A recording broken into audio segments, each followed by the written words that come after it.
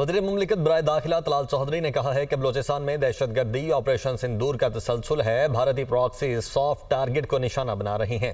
भारत ने कहा ऑपरेशन सिंदूर जारी रहेगा। बलोचिस्तान में दहशतगर्दी इसी का नतीजा है। भारत ने ऑपरेशन सिंदूर में पाकिस्तान से शिकस्त खाई। दुश्मन नफरत फैलाने की कोशिश कर रहा है।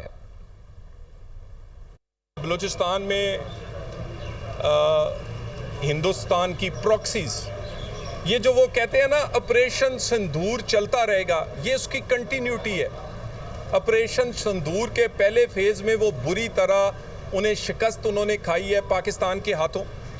शर्मिंदगी मिटाने के लिए और अपनी प्रॉक्सीज के तहत अब वो सॉफ्ट टारगेट्स, सिविलियंस को, नहत्ते बच्चों को और उन मजदूरों को और लोगों को जो निहत्ते हैं, सॉफ्ट टारगेट्स को वो इस वक्त टारगेट करने की कोशिश कर रहे हैं। बलूचिस्तान में पहले से काफ़ी हद तक इन कार्रवाइयों पर काबू पाया गया है।